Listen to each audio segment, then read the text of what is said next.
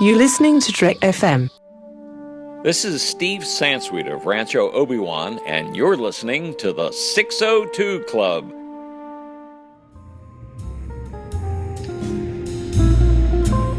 There was a little bar in Mill Valley where all the Starfleet trainees used to go. The 602 Club. You know it. I was there more times than I can remember. First trip to New York? Yes. Anything edible in there? No. Livestock?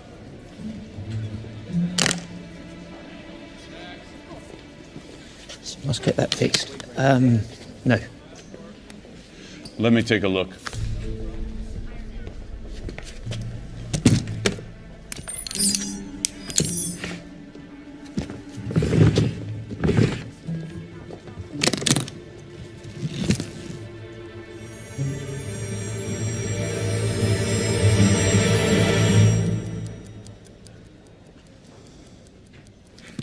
Welcome to New York. Welcome, everyone, to the 602 Club, our geekery speakeasy. We're so excited to be here tonight. And, we got the speakeasy part right because we are going to be diving into Fantastic Beasts and where to find them right in the middle of the swinging 20s here. And, I hope everybody's got their gin and juice and ready to go. I'm super excited to be here, guys. I'm super excited. I have some amazing, fantastic guests with me tonight to talk about Fantastic Beasts and where to find them first and, well, not really foremost because you're both foremosts. So don't get any ideas, guys. But Bethany, it's great to have you back here in the 602 Club. Hi, Matt. Thanks. It's great to be back and talking Harry Potter. I've literally never podcasted about anything Harry Potter related before, so this makes me very happy. Awesome. I'm so excited to have you back and to be talking about something that's in the Harry Potter universe. And of course, to do that, that means that I need Andrea Coffman. Hi, guys. I'm so excited. I've been waiting for this. Maybe not as much as Matt, but I've been waiting. And if you can't see me, but I'm wiggling right now. She is. She just looks like a billywig right now who can't stop wiggling. It's wonderful. If you haven't seen the movie or you don't know Fantastic Beasts or where to find them, you could pick up a copy of Newt Scamander book sponsoring the show. No, I'm just kidding. No, not at all. That would be awesome. Oh, man. Well, before we dive into the film, just remember, of course, you can find all the shows here on Trek FM on iTunes at itunes.com/Trek FM. We're a featured provider there. Really want to say thank you to everybody who's been giving us star ratings and reviews recently. We've got 5 or 6 new ones. We've said thank you to everyone already, but appreciate it so much. Head on over there. Give us a star rating review. It'll really help people find the show when they're searching for things in iTunes to listen to.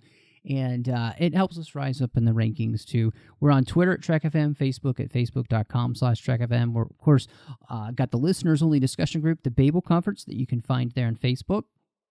Type Babel into the search field there. Or if you're on our website at trek.fm, you can also click discussion on any of the menu bars.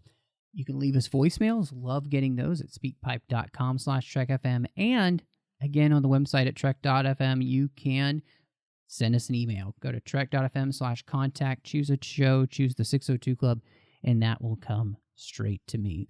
Well, we've got to dive right in because we are at a whole new beginning for the Harry Potter universe. And I wanted to ask and get your opinion. Dre, we talked a little bit about this the last time, but I wanted to get your and Bethany's opinion. So we kind of heard that this new foray into the Harry Potter universe might be 3 films. We really weren't sure. And then the announcement was made by J.K. Rowling herself that this would be 5 films. And so I wanted to get your perspective as you are coming into this one. Did that have any impact on what you thought about this film? Did it make you even more excited? What did both of you think when you heard, oh man, we're going to get 5 more films? Were you excited or you were like, is this just a cash grab? Well, I guess for me, I will admit that I did not know it was 5 films. I actually literally didn't know that it was 5 films until I was reading through your show notes earlier today, Matt. So I knew that it was kind of a restart to the franchise and there were more films coming, but I didn't know that they had like an overarching theme of leading up kind of to and through World War II, and they would be leading through this Great Wizards War. So that actually really excited me because I mean, I was excited about the film, but at the same time, I was a little like, what's Harry Potter without Harry, without Hermione? And, so I was a little like, I'll go see it, and I'm sure it'll be fun and good. But I was a little hesitant because it kind of be like, what would Star Wars be without any Skywalkers, for example? Or what would The Lord of the Rings be like without any hobbits? So I was just wondering how it would work. But I'm very excited for the future of the Harry Potter franchise in film format based on this movie and based on what we know of the films coming forward. So kind of like I said in the Harry Potter and the Deathly Hallows Part 2 podcast we just did, I don't watch trailers. I try not to read a lot about the upcoming things. I did know this was multiple movies, and I did know it was based on the book. That's about the extent of what I knew. So I was kind of skeptical on how they were going to make it go 5 movies. When I walked out, though, I was like, everything makes sense, and it kind of went back to Rowling being just like this evil maniacal genius who plays with all of our feelings, because I feel like she's had this plan in mind longer than she's let on, because it now makes sense why this whole backstory was left out of the Harry Potter series, because she's going to do an entire series on it. And I was so excited, because that was for me what was missing from the Harry Potter series, was that whole chunk of the last book where we talked about Dumbledore's background and Grindelwald and the first Dark Ages for the wizards and stuff. So I'm like super stoked that we're gonna get more.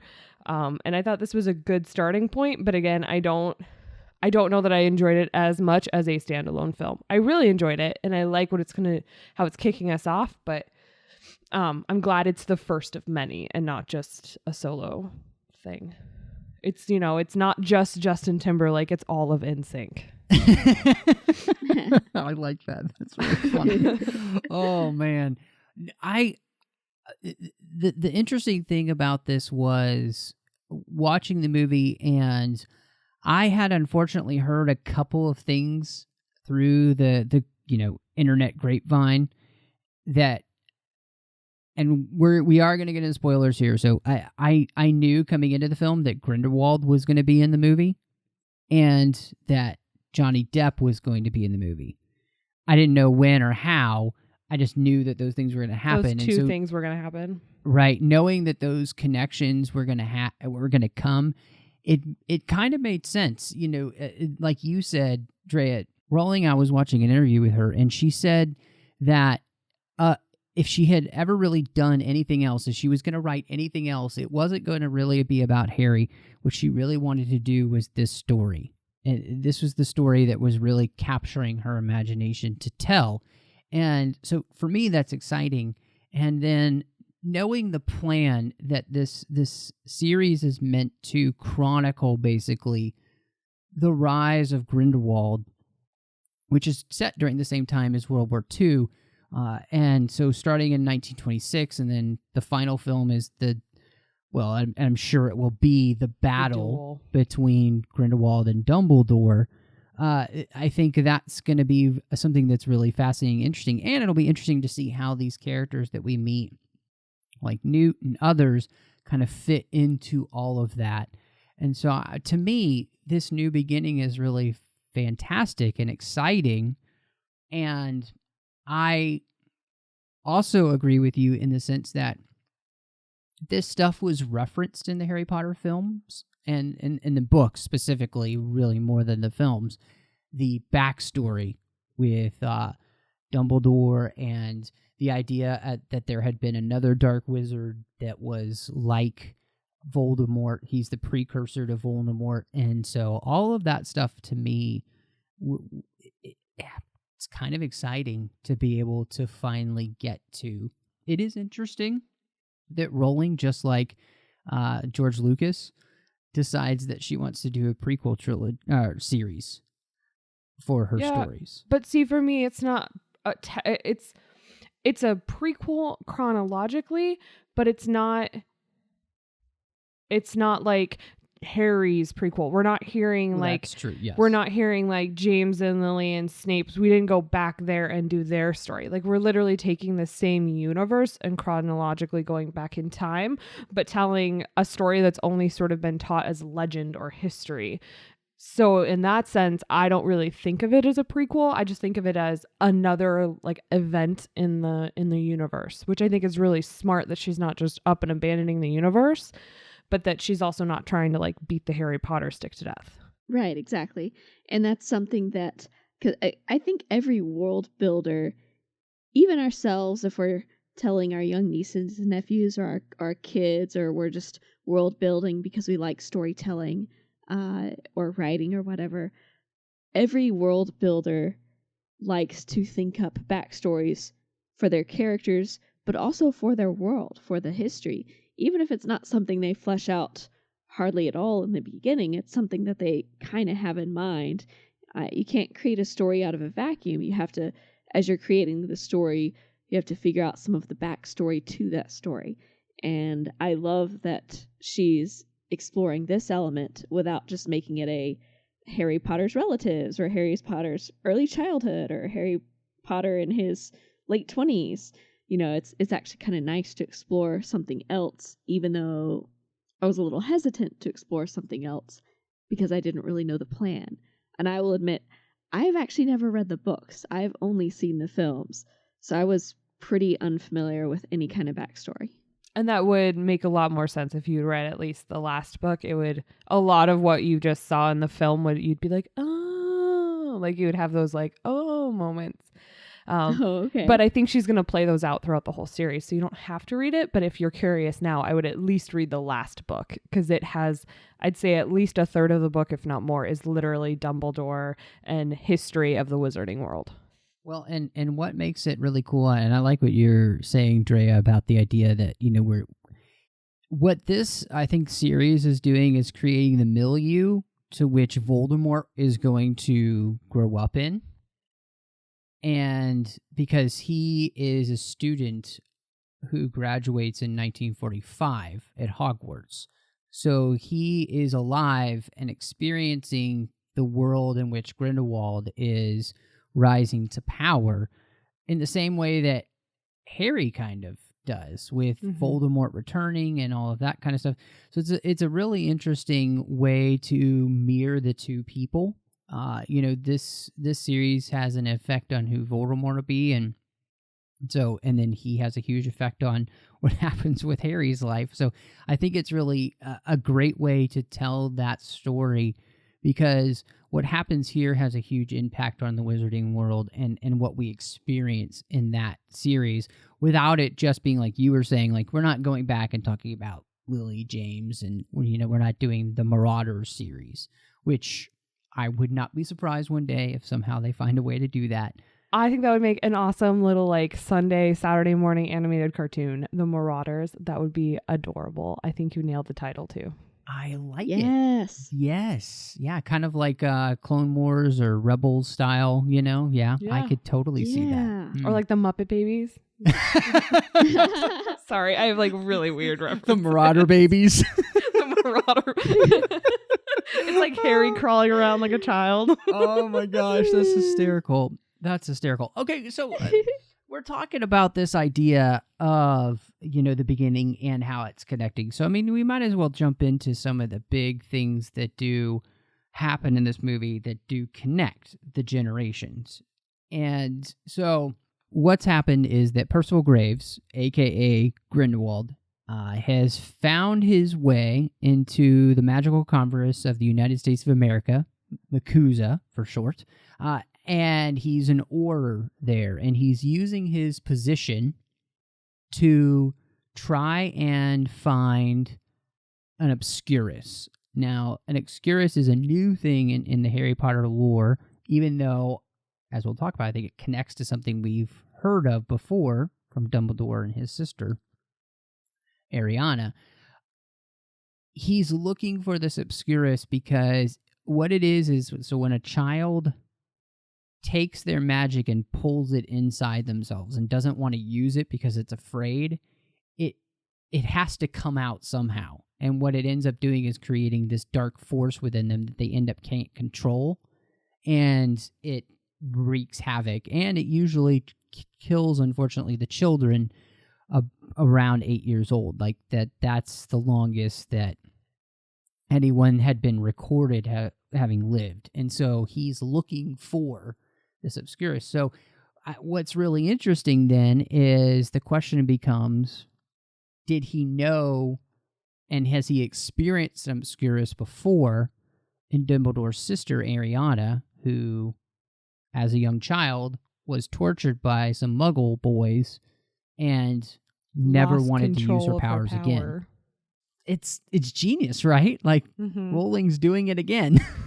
See, I'm telling you, she's known this. Like, she's had this like giant. I imagine her house is like this, like what you imagine crazy people's house is looking like, with like the things and the string between them, and like the marker all over the pictures and the big question mark. That's what her house looks like for like her story arcs.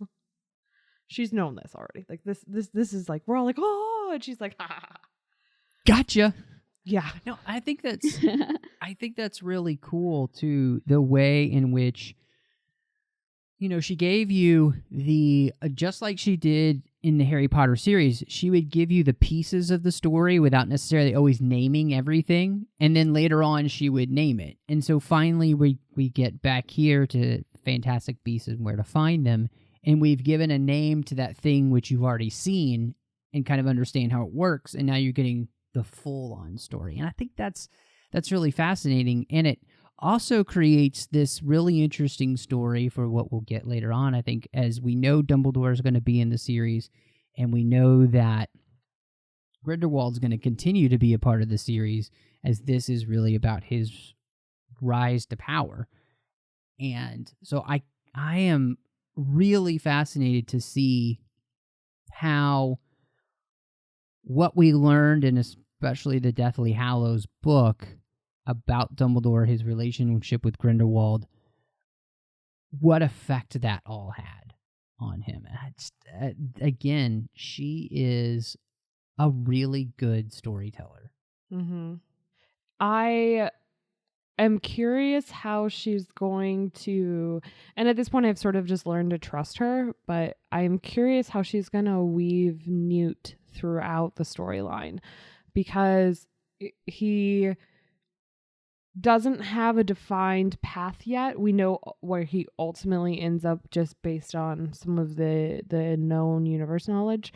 And there's a few things that, you know, she confirmed and she sort of, I don't know, necessarily ruined, but about his sort of like future and interactions. And we sort of already had him tied to Dumbledore, so hopefully he'll just sort of come along with Dumbledore, but I'll be interested to see how she weaves him in to the, like, if he's going to be a main character for all 5 movies, or if at some point he's going to peter off and this will have been his film and then he'll play smaller parts, but he won't be like Harry was, where he's the main character of every movie.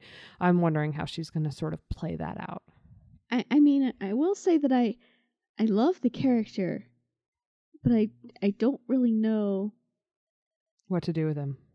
Yeah, exactly. How will they transform him into a main character that can hold the screenplay of that particular story for that many movies, in the sense that he's kind of an animal keeper. So, and there's nothing wrong with that, but having him at the center front of a war, yeah, unless they change. See, the thing is, I don't want his character to change, in the sense that I don't want them to turn him into another Harry Potter, where he just leaves that side of his personality kind of behind and has to give up on his magical creatures side of his side of himself in order to fight a giant war and lead one side against the other, or, you know, play at mystery hunting to find the evil bad guy and that sort of thing,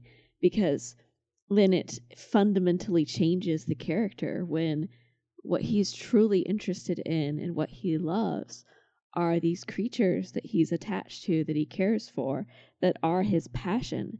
And without that, I feel like the character really suffers. I think the only way I can see her doing that is to have the beasts play a major role in this like epic arc. Like he'll have to show them, he'll have to be like traveling to educate somebody on this beast, or he'll have to be looking for this beast, or it'll be less like accidental getting out mayhem, and it'll be more like intentional, like these are like, oh, we can align with the beasts because they can help us in our battle, and we shouldn't be fighting against them and the dark wizards. Like I can kind of see where she might be able to take it, but yeah, I am worried as well, Bethany, that we're gonna lose that sort of like I think it's called she called him a magizoologist. I worry we'll lose that aspect to him. Well, see, the thing about a character, for example, like Indiana Jones, is he's a professor. He's an explorer. He loves what he does. He loves old artifacts. And they can make the Indiana Jones movies work without just being like, here's Professor Jones teaching at the university the entire movie. Yay. Mm-hmm. We just sat through a lecture. We could have just gone to college and watched that. But the thing that they do is they take that aspect of his personality and put him on this essentially ancient treasure hunt where he can explore all of these different places and then throw some bad guys into the mix, because the treasure hunt kind of becomes the focus of the story, which works perfectly with the professorial side of the character. But again, like you're saying, unless there's a way to incorporate that into a larger story fluidly, then you might lose sight of the character, or you might lose sight of the story. I was reading online and seeing that there probably is going to be a point in the series where there is kind of a shift in who the main characters are, and you will see, Newt and Tina, Queenie and Jacob, but they might not be the main focus. And I think that film 2 will probably still have them more as the main focus and begin that shift towards my guess is honestly it's going to be Dumbledore, who's going to be the one.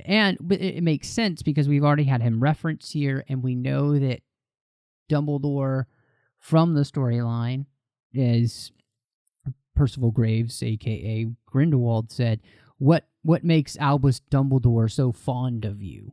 And so I think that we'll be able to keep him kind of the magical Dr. Doolittle, and instead of, like you said, Bethany, somebody who's out there fighting a war, and his contribution to what happens in the war will probably be being able to get beasts to be on their side. And that could be like, if you read Fantastic Beasts and Where to Find Them, the actual book, when it talks about like centaurs and things like that, they ask to have themselves be considered beasts, even though they are intelligent. And so I'm thinking even characters like that may come into play because of somebody like Newt being able to treat them as equals and talk to them and all that kind of stuff and create a relationship with them to get help. So I think there's a good way to do it without destroying who he is as a character, because I'm with both of you. I wouldn't really want to see him turn into, King Arthur with, a wand, Excalibur out there leading that's just not who I see Newt as being. So I see him as being the Hermione of the group, that he'll bring the smarts and he'll bring, the knowledge as from like this like magical creatures aspect. Obviously, if he separated the Obscurio from the child in Sudan. So clearly his proclivity with these beasts do have like real life implications. He's like, he can help. He caught Grindelwald with that, the flying evil, whatever he called it. The Thunderbird. Yeah, I mean, he's had real life applications in all of these scenarios. So if I kind of step back and stop thinking about it from like a beast perspective and think about it from like a scientist perspective, I can see that maybe in the next film he'll interact with Dumbledore in a more academic setting and bring maybe some more of those science related things to the table, and he'll help from that perspective. But I do think that I agree that they'll have to phase him out as the major focus of the film after the next one, and that you'll get, maybe some other allies, and then you'll get sort of like in the Harry Potter series in the last one where they all kind of come together to defeat Grindelwald, and you'll have to meet all these characters along the way for it all to make sense. So I'm hoping, but I don't know how they're going to do it. And I think maybe that's why I'm excited, because I know the basic framework of the story based on what she's already told us. And so I'm excited by that. And it gives me just enough excitement that I want to see how she actually plays it out. Well, that's something I want to ask both of you.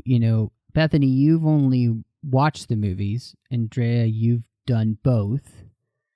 And so I wanted to ask you how you felt going into this, because the Harry Potter movies, people already knew what the story was, and we already had expectations. And with this, we only know a basic kind of framework of what's going to happen. And so did that help you enjoy the movie more, or like the movie more, because you weren't like frustrated or they left things out, or like how did y'all feel about the fact that this part of the Harry Potter universe is made specifically for film and wasn't something else first? I'm glad she did it after she did Harry Potter. I'm glad she got the experience of screenwriting with Harry Potter and adapting her existing stories to that. And so I don't think I really have a strong feeling either way. I enjoyed the film. Visually, it was a little overstimulating at times for me. And that's totally 100% a personal thing. Same reason why I have a really hard time with the Bourne movies. There's just sometimes too much going on for me to actually be able to focus. But story-wise, I think after Harry Potter, I've just learned, like I said, I've just learned to trust her. And I just want to see what she has to do. And I like the universe she's created, so I'm sold probably until something just goes horribly awry that I don't agree with. And I don't see that happening. So I guess for me, I'll say that I really enjoyed the movie, but I don't feel that it captured a lot of the elements that the Harry Potter films, at least, did, in the sense of, in some ways, Harry Potter really was a boarding school, ultimate good versus evil epic quest tale. And again, Newt does not feel like an epic quest kind of a person. So I really enjoyed it, but it's very curious to me to see what direction they decide to take the characters within the overarching story. I can definitely see the overarching story work, but I don't know about the specific characters. And so I feel in some ways like they're kind of experimenting with, how do we really, how should we approach this? What sort of characters should we put in here without just resorting back to a copy of Harry Potter? It's interesting because I think not knowing the story, really not knowing what to expect, and not having really any expectations other than hoping that the story is good. I think I actually enjoyed this more than I did the Harry Potter movies, because I don't feel like there's anything that's missing. Like, I'm not coming out being frustrated because, you didn't do this, or, like, there's none of that. I just get to go in, enjoy the story and the characters, and experience everything as it is. And I just really enjoyed that, because I enjoy her universe a ton. I love her books. The movies are good, but this experience of being in her universe as a film created just for film, to me, made all the difference. And I really, really like that experience. And I'm excited to continue on that experience for 4 more films, especially since, I know certain things that might happen, but I still don't have an idea of of really what's How gonna she's gonna get there. go down. Yeah. I for me, this film also, and maybe it's a Harry Potter. It was like maybe a Harry Potter, a little bit of an assumption I made. I expected it to be a little more whimsical and a little more lighthearted than it was, and it hit those notes, but probably not as much as I sort of expected it to. He was a very ridiculous character. He reminded me somewhat of what you expected from like David Tennant or Matt Smith's Doctor on Doctor Who, like kind of goofy and serious at the same time, but it was relatively dark, and it stayed dark most of the time. And I feel like it would be hard for small children to, you talk about the first few Harry Potter books and how she progressively gets darker with her story. This one, she just jumps in and it's already dark. Like, we're already in like a super intense, very tense political climate, and there's so much going on and so much for us to still sort of learn.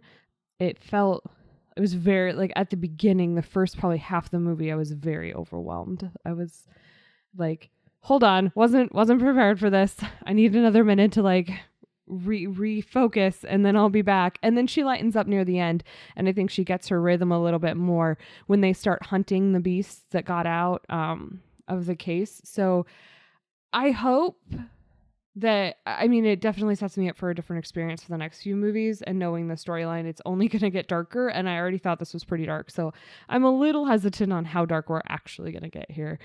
I almost feel like the storyline has started at the same level that the Deathly Hallows started at, as when you talk about darkness Half-Blood level. Prince, probably, for me. Half-Blood Prince. Half-Blood Prince. Yeah.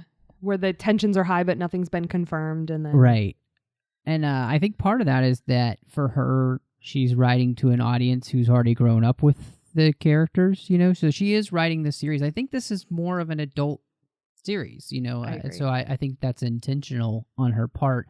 So I definitely understand what you're saying. It's funny, though, I felt like this movie actually kind of felt more like the first movie for Harry Potter, where I saw it being very light for the first half, and then it progressively got darker, just the way the original Harry did, where it's like, oh, well, now we're going to show down with Voldemort, and his face is going to pop out of the back of the guy's head, and it's going to get super creepy, So, because the room is filled with flames. Yeah, because the beginning for me, and even throughout the middle, it's very.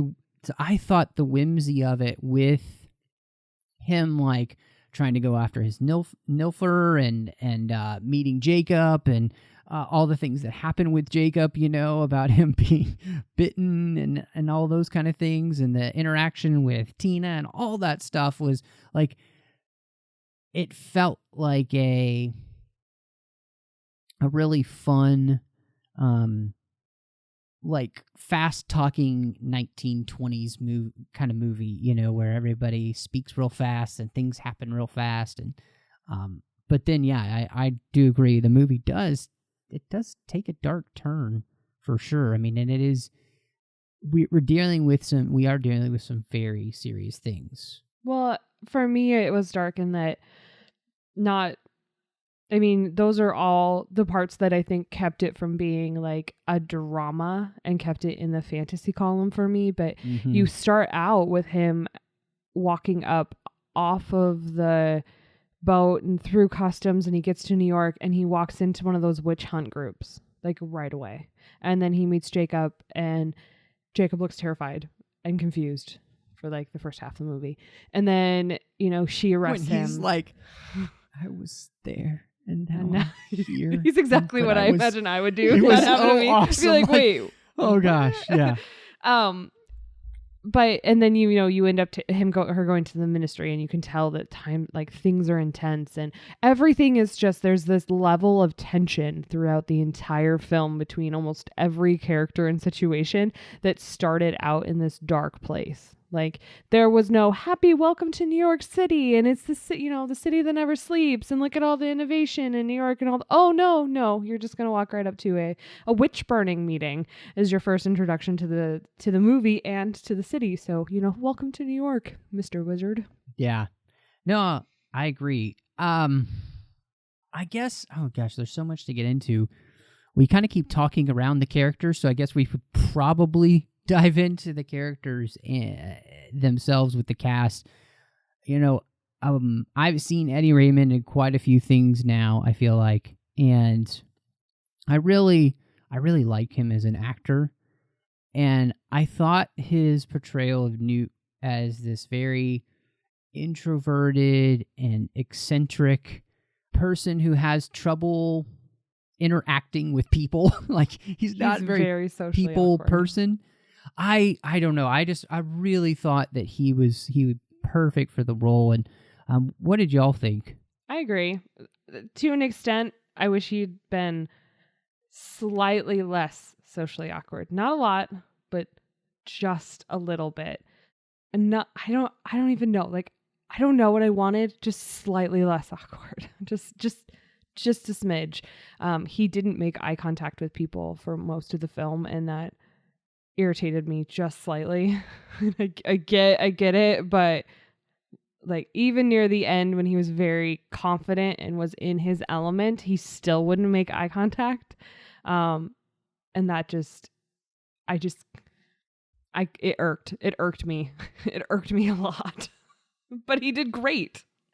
Why is that? Just plain curiosity. I wish I could tell you. I'm an eye contact person though. When I talk to people, I like to look them in the eyes. I like it's a body language thing for me. And I get that his is based on being uncomfortable and not being intentionally disconnected from the conversation. But it just irked me just a little bit that even throughout the film, as he built the relationships, he never established the eye contact ever. Like, I think he made eye contact with Jacob once, and it was that really intense, intimate scene under the overpass when they were coming out of the subway. Like, is the only time he pretty much makes eye contact with somebody. And it as he builds trust, you would expect him to grow that eye contact, and he never does. And it just irritates me. Yeah, no, I hadn't actually really even thought of that. I took his portrayal as being somebody who probably borders maybe on almost like an Asperger's, type of character. He has that type of behavior in the film. Like you said, he doesn't make eye contact. He's very shy. He doesn't really like being the center of attention. But at the same time, he is wicked good at everything he does. He's a fantastic wizard. He does things with just complete ease most of the film, which was fun to actually, and this is one of the things I really enjoyed about the movie, and I enjoyed about his portrayal, because we're seeing adult wizards for the first time. For them, magic is second nature, and that's fun to me. And I thought he portrayed all of that so well. I mean, when he just kind of whips his wand out and starts doing things in the bank, it's hysterical because he's not taking into account really where he is and what he's doing. He's just doing his thing. And I thought his portrayal too with his creatures was really fun. The way he interacts with the creatures, obviously all of them are CGI, but he makes you believe that they're real. And that's exactly what he needs to do as the character. And then I really loved his interactions with Jacob. I enjoyed his growing relationship with Tina. I thought that was really fun, especially by the time they're almost being put to death, having to trust each other. And yeah, when he just starts using magical creatures on people because, they trust him and they can help him and they love him because he takes care of them.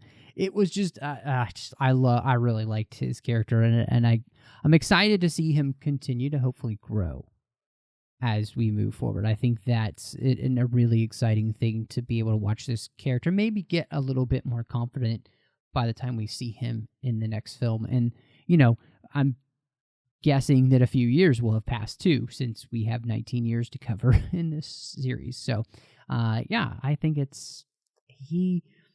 I really liked it. So I think there's so much potential for the character. I would love to see him evolve and mature as somebody who can. I think your point about eye contact, I noticed it in the film. But I've been in cultures and lived in cultures where eye contact is not really a thing, or it just really depends on who you are and who you're talking to and who they are and the setting and that sort of thing. So for Americans and for most Europeans, eye contact is a pretty big thing. But I felt it showed he truly does believe that he doesn't get along well with people and that people don't like him. And it comes across so much in his demeanor and the way that he interacts with people. Almost in some ways, his passion for the creatures might be partially based, I definitely don't think entirely, but might be partially based on the fact that he clearly feels like he can't get along as well with humans, even more magical humans. So I would love to see him mature a bit and become more confident under the tutelage of somebody like Dumbledore, or just another older and wiser wizard who can help him learn, essentially. Because there's a lot of potential for the character. He is, first of all, Eddie is just a great actor. I think my first film that I saw him in was in the Les Mis movie.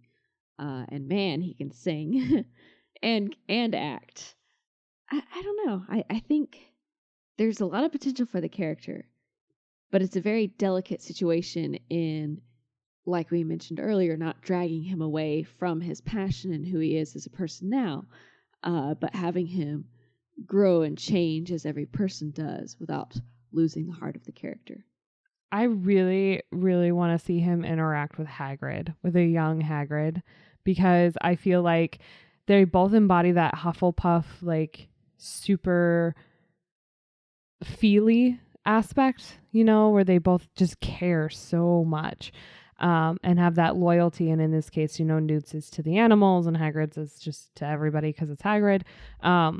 But I would love to see that sort of emboldened trust that Hagrid brings to the table, and that just like, if you don't do wrong by me, I'm gonna trust you and always think the best of you, sort of fall onto him a little bit and encourage him to be a little softer, because I feel like he feels like nobody likes him, and that's why nobody likes him, because he goes in assuming that nobody likes him. Where when you have a character like Luna Lovegood, who goes in knowing nobody likes her, but she doesn't care, she just assumes everybody likes her and that everyone's just different. So it's interesting to see sort of the reverse of that, and maybe that is why the eye contact thing bothered me, because I'm like, they want to like you, let them like you. And I'm hoping that that's the character development we're going to get, is he's going to learn to use his voice. He's going to learn to trust and to be a little more kind and open, even if it means he gets, you know, hurt again like he did by the Lestrange. So I'm hoping that's where we take the character, and that's why it's such an extreme sort of withdrawn aspect. So but it did, just on a personal level, it irritated the crap out of me because my husband does it all the time. So I think though, one of the things that I see the character going towards, and it really it's about this quadology, I guess, of characters that we get. You know, I think those four characters are really going to help each other grow, and we already saw that a little bit in this film. I think that, you know, Newt is really going to be furthered in his development with interaction with people by Tina and by Jacob and by Queenie. I think they're going to draw that out of him and make him more confident and comfortable, and also give him that foundation of having people. You know, I mean, he had one person, and that one person that he had in his life, you know, we turned against don't him. know anything about her, but her name speaks volumes. Yes, a little strange. And so if you remember the name from Harry Potter, Bellatrix is the most famous Lestrange that we can think of. So yes, that's the kind of people that we're ending up dealing with. And so for Newt, to me, it made sense that he's shy, and even more shy than normal, because he learned how to trust one person, and then that one person turned on him. And my guess is something... I'm actually guessing that Newt probably took the blame for whatever it is that happened at school that she was probably responsible for, and that's why he's expelled from Hogwarts. But Dumbledore knows that, and that's why he likes him, and that's why he fought so hard to keep him. So I'm guessing we're going to find out something like that, and, that tends to make people skittish. So I want to dive into Tina with both of you and see what you thought about her character and Catherine Watterson's portrayal, because if there's anything I can say about both of the women, they fit perfectly in that 1920s milieu. They look like women from the 20s. Very thin, like kind of waifish. Yeah, they fit in all those flapper dresses and everything perfectly. So I felt like they were cast well, especially for the time period. But she plays a huge part as a former Auror working for MACUSA. What did y'all think? I love Tina. I did think that she was kind of an awkward character, though.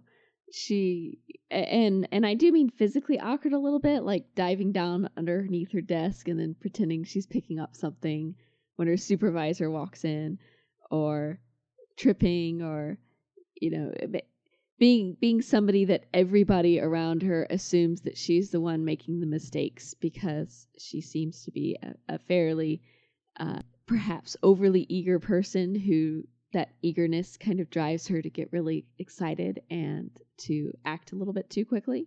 But I felt like that was a very good counteraction to Newt's sort of sometimes withdrawn, or when it comes to people, uncertain approach. So I felt like they made a great team working together. And I loved her enthusiasm and the fact that, they made a point of saying in the movie that she was career focused, because in that day and age, it would be a little odd perhaps for a woman to be so into her career as opposed to actively seeking out getting a family perhaps, or getting married. So I loved the portrayal of the character. I loved that they weren't afraid to show her as having emotions and being insecure, or feeling sad, or feeling like she really, really messed up. But she keeps trucking on. She keeps trucking on, and she tries to do the right thing. And I think New York City probably would have just fallen apart without her. So the things that I feel like Jurassic World got wrong with Bryce Dallas Howard's character as a career-minded woman, I feel like this movie got right about a career-minded woman. Yes. Very good way to put it. She did everything and made all the mistakes, and I feel like they briefly touched on, it's because she approached the second Salem people. I was like, I'm pretty sure we found out how she sort of got demoted. But I feel like she was focused, but still kind and caring, and still trusted her instincts, and wasn't harsh and demanding. And it wasn't that she didn't have a family or a husband because she was career-minded. She was just going about her life the way she wanted to. And at that moment, it happened to be being an Auror was really important to her. And I think you totally nailed it when you said that it was very unusual to see a woman in that place, and to see a woman president of that community in the 20s. I think she was great. I loved how awkward she was. I feel like it was real. It made her relatable. And I really love that her being kind, and again, it came all down to kindness at the end, that she was able to sort of calm the Obscurio and Credence. She was able to sort of get to him because she had always been kind to him. Real, but kind. And what's interesting is I think that that sense of kindness between her and Jacob, Queenie, and Eddie, or Newt, all remind me of that same kindness we see in Harry's character. Where more he's accepting. Kind to Luna, and he's kind to Neville. Yeah, and he's kind to everyone. Exactly. Yeah. And even though at the same time it's interesting to watch, and what I liked was the way in which Tina has some prejudices, especially against No-Majs, that gets overturned by her experience with Jacob. And so there's a great, she is kind, but she also has places that she she grows, and it's not just that she ends up falling for Newt and vice versa. It's because it's her experience with Newt and his acceptance of people like Jacob that teaches her maybe a new way of being, because he's just modeling what that is for her. He's like being a good witness, and so I think it's that's like really what Ron cool. did. It's like what Ron did in Harry Potter. We talked about how he came in with these sort of, I don't want to say not racist, but these judgmental approaches to certain groups, and you don't know what that is, and it was almost like that again. And that Newt provided that sort of like, but it doesn't have to be like that just because that's what you've been told. Perspective that she was able to still be kind and fallible, even though she sort of did have these prejudices against No-Majs and wanting to keep the war under wraps, or wanting to keep the like division between the two groups under wraps and stuff like that. I loved how human the characters are. Like, they might be magical, but they're so human in their strengths and weaknesses. We don't have any perfect characters in here, and our heroes have weaknesses that are clearly shown that don't make us respect them any less as actual heroes and main characters. No, that's a great point, Bethany. And I completely agree with you, because, just like the Harry series, Harry's not perfect. Hermione and Ron aren't perfect. None of the characters are perfect, and yet they're still heroes. And making a point of allowing your character to have flaws, I think is very important, because, perfect characters you can't live up to. And these characters help show us the ways in which we can grow as well by modeling for us, just as they're doing for each other in the film. So I do completely agree with you. Which brings me to Dan Fogler playing Jacob Kowalski. I don't know about you, but Jacob had me won over in the freaking... there was this beautiful, funny, hilarious preview for the film, just like a TV commercial. And there's a scene, and it's not in the movie, and it makes me so mad. He's just sitting in Newt's suitcase, down there next to Newt, and he goes, "I want to be a wizard." And it's not in the movie, but I was like, the moment I saw that on television, I was like, that's my favorite character in the movie. He is the joy in this movie. And I'll put it this way. Him and Queenie together are the joy in this movie. Like, they just bring so much vitality and life to it that, I love him, and I love her. I love it. I loved him. He's basically us. We would love to have magical powers. It's very interesting to see, but would we really want to be put through all of those terrifying situations? And he's able to express basically how all of us feel, because Drea, you're right, and you hit on this earlier with talking about that this is a pretty dark film. I was really sad and kind of, I was not expecting him to forget. Yeah, I was not expecting the death, basically. I cried. I was sitting in the theater crying. Yeah, like a small child. Yeah, that was heart-wrenching. He was so great. I think that's perfect. He's us as viewers. He's what we want to be. And it's scary and dangerous, but would we trade it for anything? And he's like, heck no, I wouldn't trade it for anything, And I feel like that element of the movie was what made it like fantastical. Like, that's where I feel like that piece of the puzzle comes into play. And I love that he was a man in the 20s doing what men in the 20s did and working in the factory after fighting in the war, and he decided that wasn't what he wanted to do, and he wanted to be a baker, and he didn't care that machines could make pastries faster than him. He could make them better, and he would. So I think that, my love of croissants aside, I thought that was great. He has this way about him too, where he kind of draws out all the other characters. Especially, I thought that with Newt, he was able to find a way to make Newt comfortable with him, especially the first time they go into the TARDIS suitcase. And it was like watching Doctor Who, okay? It was like watching Doctor Who. And I loved that, though, because he just kind of readily accepts the world around him and is like, he's not thrown off or anything like that. And I'm sure people will complain about that. But to me, it was like, if I all of a sudden learned that they're wizards and witches, I wouldn't be freaking out. I'd probably be doing the same thing and be like, oh my God, this is awesome.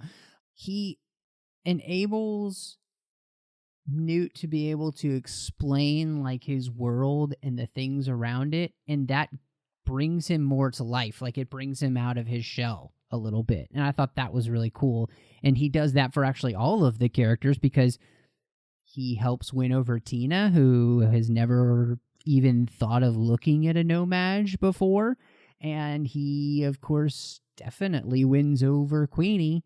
You know, I guess it's time we get to her character. And I was going to say, really can we talk about Queenie here for a second? Yeah, let's talk about Queenie here for a second.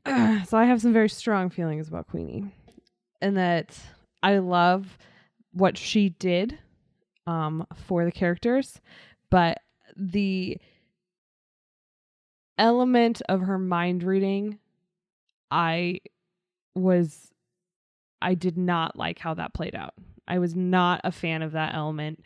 I get that she's a mind reader, but I didn't like that she just readily, openly used it and flaunted it and had no sort of shame about it. Not that she should be shameful of it. That's not maybe what I'm looking for, but there was no subtlety to it at all. And that was one of those, again, moments where it was a bit overbearing, that she could just turn it on, do it. And she literally would have one-sided conversations because she could read what you were thinking and you never had to say a word. And I felt like it was a little overused. Just a little. It was a little intense. I liked her, but I didn't like that element of what they did with her. I thought she was a fascinating character, and I wasn't necessarily the biggest fan in the sense of, oh, my favorite character, that sort of thing, but I did like her. Actually, I do kind of disagree with you, though. It was awkward and it was overbearing, but honestly, I think that that's how it would work in real life. Because we all have those like small moments with our best friends, close family members, our spouse, kids, whoever you're super close with, where you can kind of have a moment where, you know, we say read each other's mind, but what we really mean is just knowing each other well enough and being on the same page to where you kind of know what the other person is thinking, or you can have a pretty good guess at it.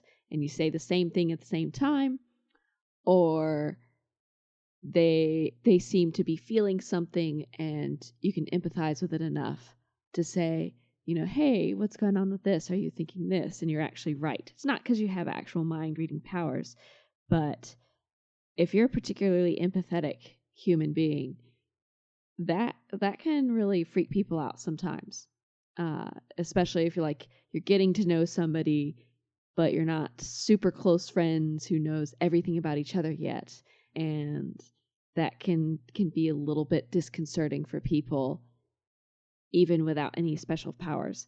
So I feel like at some point she just embraced who she was and is like, you know, this is who I am, and I don't judge other people for anything that they're thinking.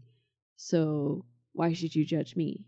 I don't necessarily think that's right, but I feel like that's how she's come to terms with existing in the world without going crazy and without denying who she is. I am going to be really interested to see what they do with her character, because I think it is a fascinating thing to think about, because Snape was this. Mm-hmm. Snape was an excellent legilimency one. and an Occlumen, and which is why he could fool Voldemort for all those years. I loved the portrayal. I think Alison Sudol was just kind of a dream. I mean, she is hilarious in the role, and I love the way she dealt with her legilimency. And I agree with you, Bethany. I think if you were this person, you would just kind of have to come to terms with who you are and be okay with it. I mean, And you would have to get used to being able to hear everyone all the time, what they're thinking. And that would you would have to learn to live with that. In the same way that Superman has to learn to be able to live and focus, even though he can legitimately hear everybody on the planet all at one time if he wants to. It's the same kind of thing. I don't disagree with any of this from a character standpoint. I disagree with how often it was used as a film element. And I can understand that. I think that I kind of just loved her as a character and I didn't care. So I do get what you're saying though. Yeah, I'm just already in love with her, so you're just kind of pulling a Jacob. I'm a little bit like Jacob. I was already Twitter-pated, so But Matt, I made him Coco. Yeah, that was hilarious. It was so cute. Or when she's especially because that's what he said before they left. He was I like, but they made us it's Coco. Great. And then I loved too when she's like, it's okay, honey. Don't worry. Everybody thinks that when they see me for the first time. And I was like, oh, can you imagine if somebody actually could read your mind and heard, what you thought? Especially in that moment. Exactly. In that moment when she's wearing nothing but lingerie. Yeah. Whew, a little awkward, but and that's what I thought was really smart about what you said, Bethany. She's just learned to roll with what everybody else is thinking and not necessarily take it too seriously. So when you can hear what everybody's thinking, you realize, just like you, when you're thinking, you probably think things that you don't necessarily always mean, or you're just, it's private. Yeah. I actually really liked the moment when she draws out of Newt because she won't stop. And I thought that was a really nice, almost like therapy moment, where she's using her ability to help Newt communicate because Newt's not very comfortable with communicating. But she knows just the right thing to spur him on towards more communication other than shutting down. Yes, but at the same time, he did ask her not to do that, and she still did it, which is really inconsiderate. And I get that she was trying to push through and help him anyway because she knew he needed it. But it was, to me, that was that moment of you've almost crossed a line. You almost crossed the line into right now you're not respecting my boundaries when I ask you to. And that was when she should keep pushing him, but not use her power or her magic to do that. She needed to connect with him on a different level. And that was one of the moments I liked the least, because from a actual psychological health perspective, that was dangerous. And it was dangerous to show that it was okay. Yeah. But I also think that's the question. Can she control it? Right. And that's the moment I think she may not be able to. Yeah. And that's so I do think that's a thing for her. She can't help it. It's just there's nothing she can do about it. And she even says that to him. I can't. It's basically there is no off switch for her. So that would be a really hard thing if that's just a gift that you're kind of born with. I think that it'll be interesting because, Bethany, this is something that I think we've seen in the Star Wars world where Jedi have, certain powers that are better than other Jedi, that the thing that they're really good at. And I'm wondering if wizards are kind of the same way. They are kind of born with a gift in magic that goes beyond what other wizards have. And so hers happens to be almost something that a lot of people might consider a curse, because you grow up being able to hear everything that everybody's saying. That would be awful.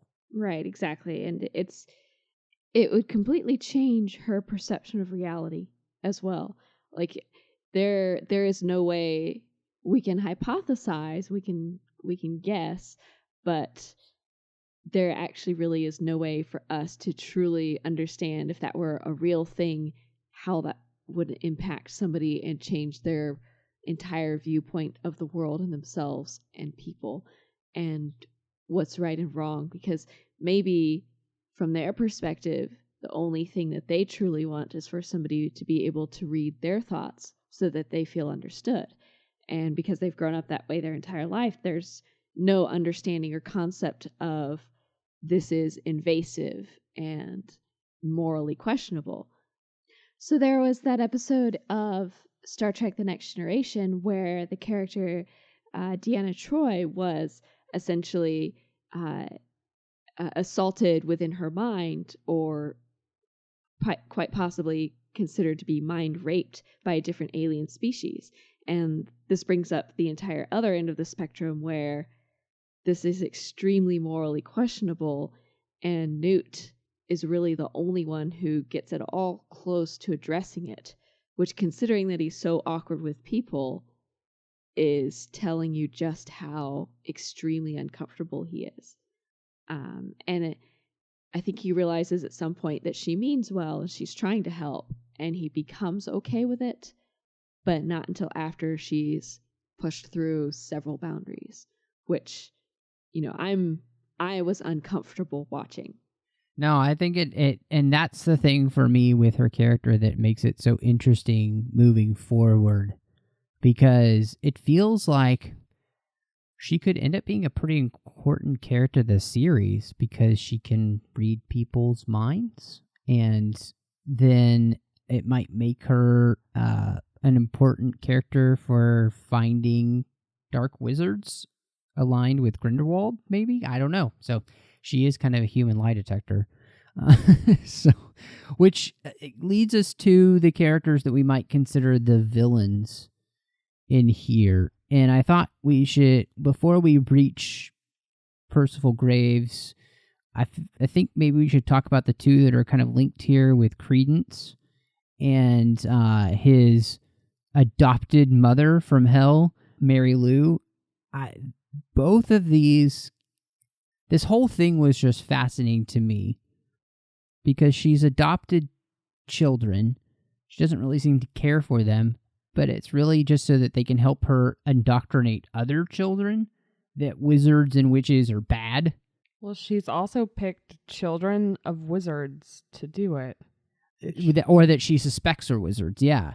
Yeah, which was strange. It's almost like there was a part of her that felt guilty about these people being killed, and she wanted to take care of their kids and teach them a better way to live, but didn't actually want to take care of them or teach them a better way to live, just teach them her sort of one-sided beliefs. I was actually surprised that he hadn't lashed out at her before, because he clearly couldn't control it, and when people pissed him off, they died. So I was actually kind of surprised it took that long for her to end up like that. Well, from a psychological perspective, actually, I'll back up a little bit. I'm taking a political science class this semester that is about human trafficking and the politics of human trafficking, and it's my senior major class with a lot of big projects involved.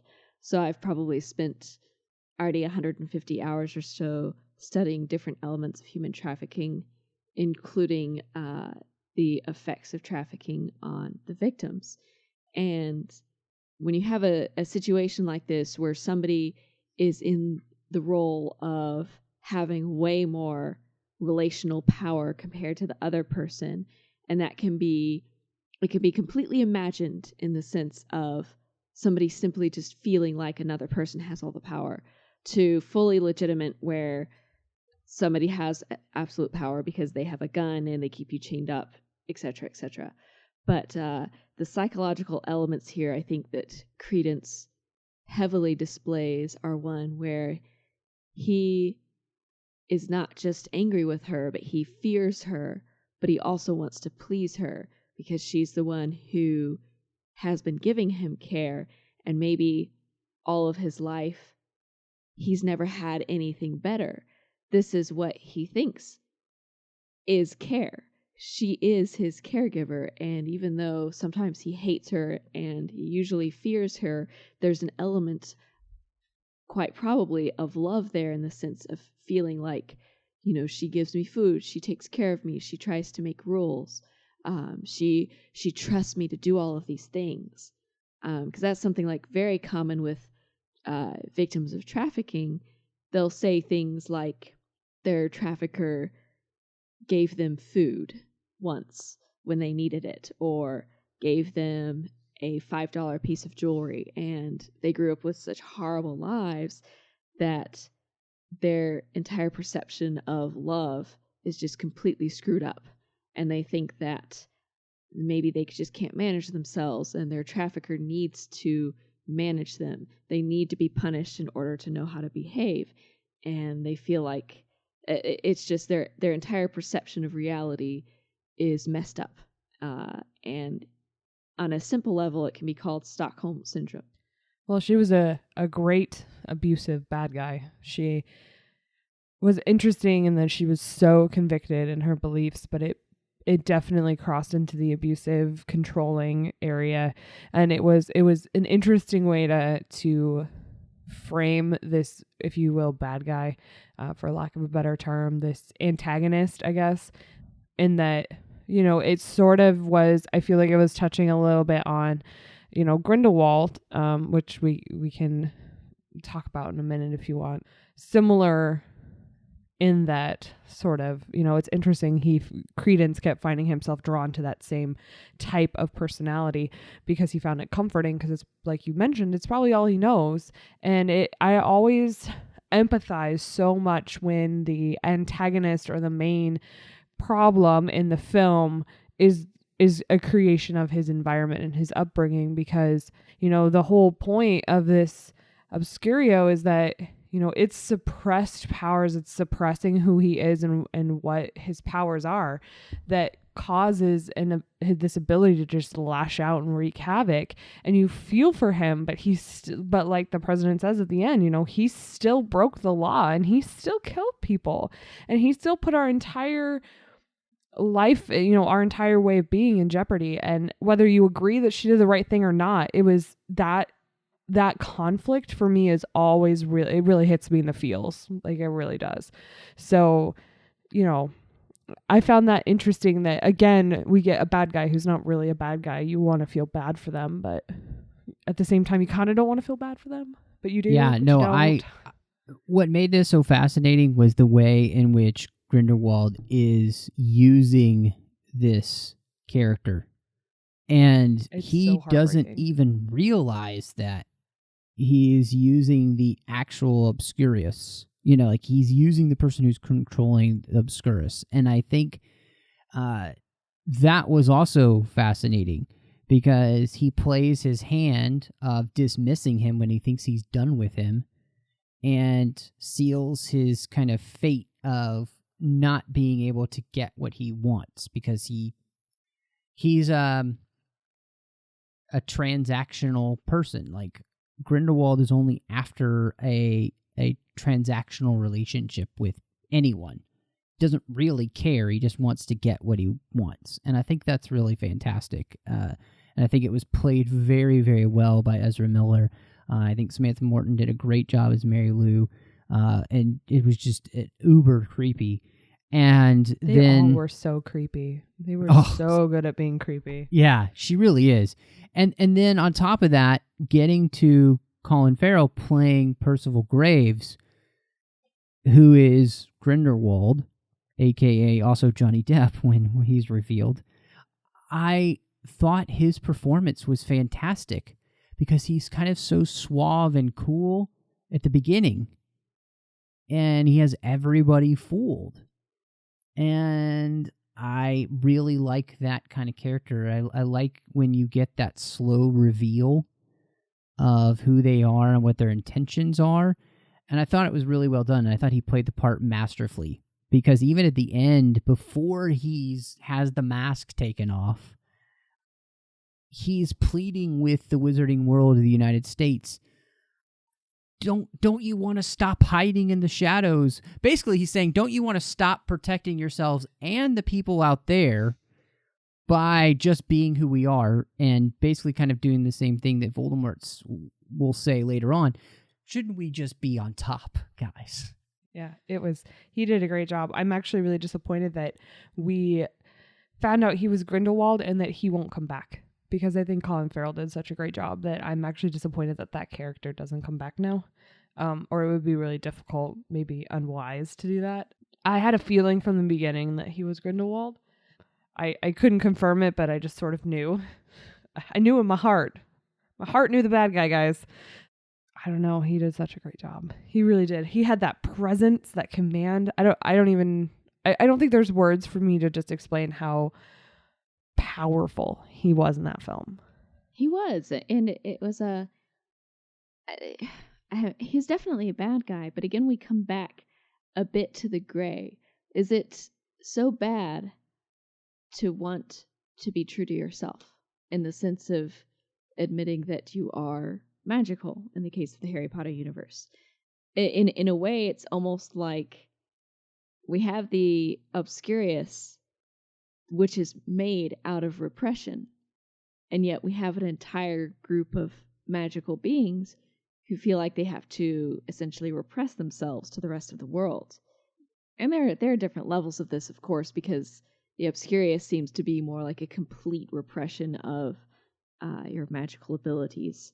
But still, there is that sense of the psychological elements to this film with the repression and with Credence, and with just each of the characters, and Jacob entering this new world, and Newt struggling with his relationships with anyone who's not a magical creature. That just upon a deeper look at the film, like, you can watch it for a fun, well, kind of dark but fun movie about magic that makes you think. But if you start examining each of the characters and different plot aspects and elements of repression and abuse and relationships, and what is taking your power too far and what's using your power correctly, there are so many twists and turns in this film. I think that was something that was really fascinating. The theme of like the us versus them that happens in the movie, where the magical community has kind of created that, and in a sense, it's not that we're necessarily better, but it is this protectionism that they have over themselves. And in the United States, it's even worse than it is in Britain, where you're not allowed to be friends with No-Majs and you're not allowed to marry them. And so you really are hidden away. And the idea of exposure is the most frightening thing that can happen. But what I love is the way in which the film, with Jacob having a major impact on Tina and Queenie and even the president of the Magical Congress, by, I think, seeing that maybe if we spend some significant time with people that are on the other side, we can stop fearing that unknown. And maybe we can find a way to learn that communication leads to an awareness that we're really not all that different. And I think that's a really nice theme to see play out, because definitely Tina and Queenie learn that in this movie.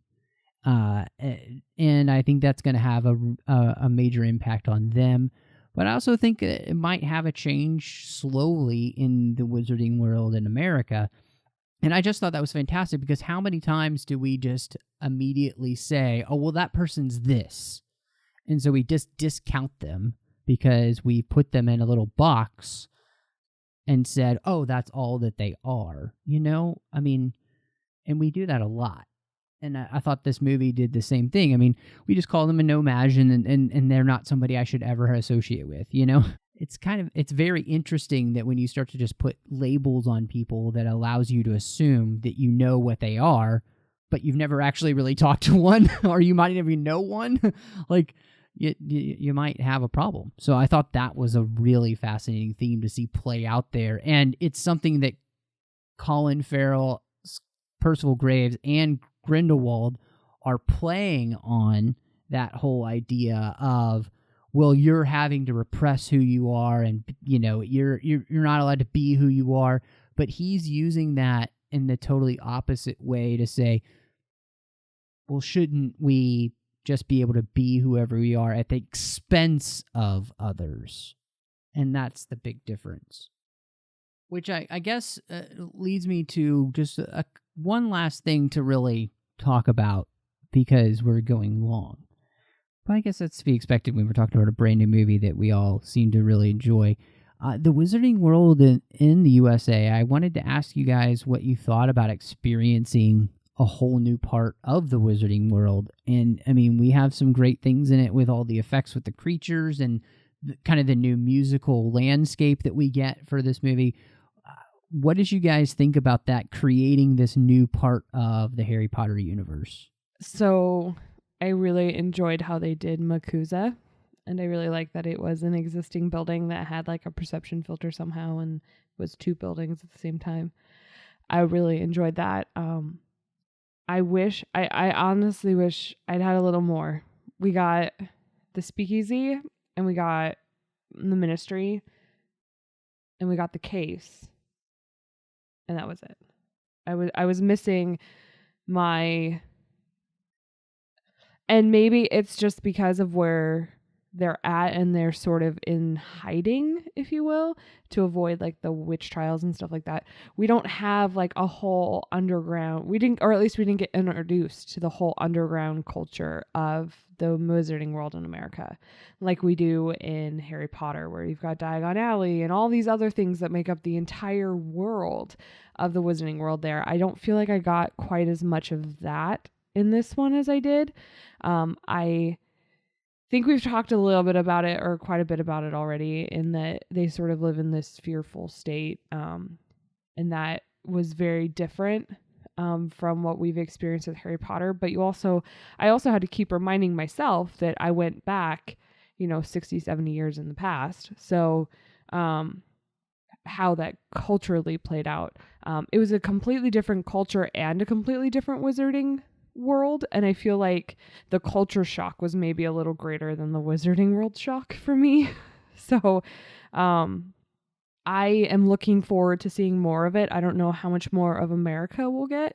I was really excited. So I live in Arizona, so I was really excited when he was talking about he wants to take Frank back to Arizona, and then when he didn't make it there, I was like, no, you could have seen the cactus and the cowboys.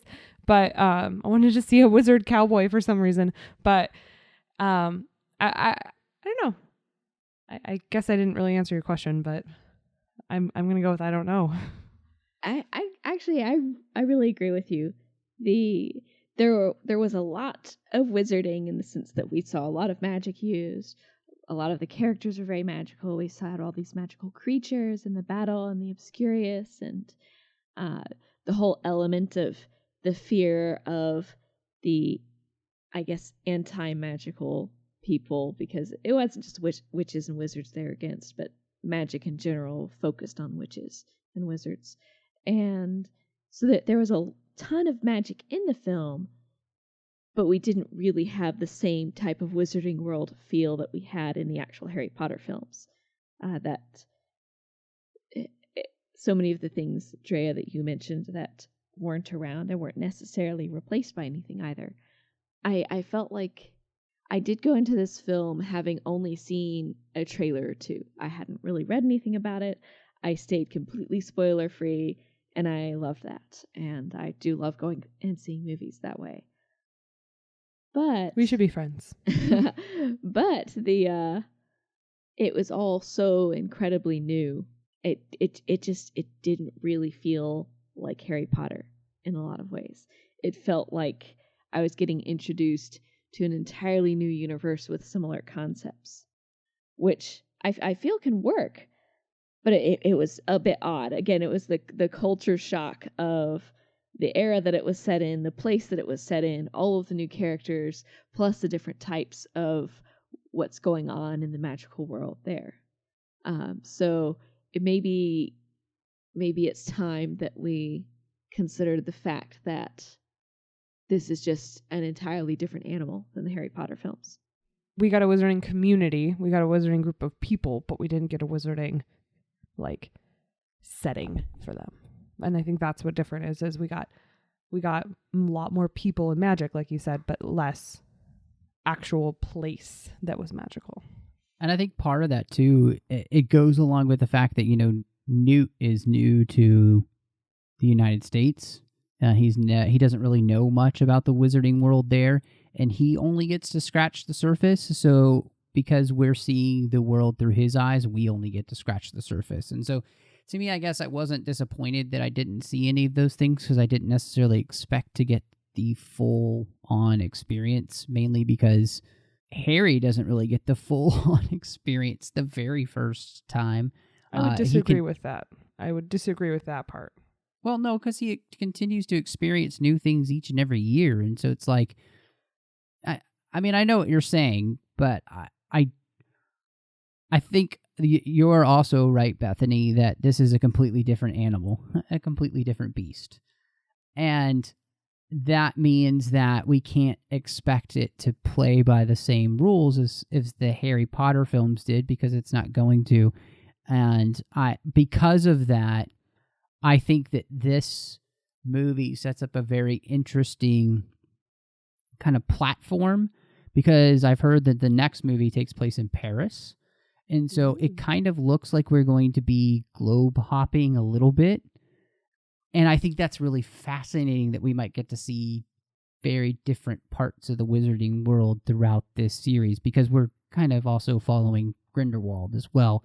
And so, to me, I really enjoyed what we did get. I thought the Makusa was really cool looking. I loved the architecture they used. I liked the way in which the wizarding world in America felt like the 20s, very much so. There's a lot of Art Deco, and even their wands, like Percival Graves' wand, has a very Art Deco look to the end of it, with like a silver wrapping and everything. Like all that stuff was really fascinating to me. And then too, I actually really liked James Newton Howard's score. It felt Harry Potter-ish, but it also felt different. It had jazz in it, which was fun because it's the Roaring '20s, and so all that stuff, and the creature work was fun. And so yeah, diving into the wizarding world of the U.S. and of Newt and his Fantastic Beasts, I had a blast. Like, I was enjoying soaking it all in. And you've mentioned a couple of times, Drea, that you felt overwhelmed. And I think that's the thing that makes this fun, is that kind of makes you want to see it again. So you can go in and soak up a little bit more each time. And I'll say it again, I love that fact that I am getting the opportunity to soak up this new part of the wizarding world this way, and I can't just go home and read the book. Like, I have a reason to go back and watch the movie, and to me that's really fun. And so I guess the last question I have for both of you is, what would you rate Fantastic Beasts and where to find them? Let's do out of 10, because that way we have a lot of wiggle room and you can kind of figure out where you'd want to place it. So I don't know. What do you think, Bethany? I would give this probably a 6 or 7 out of 10.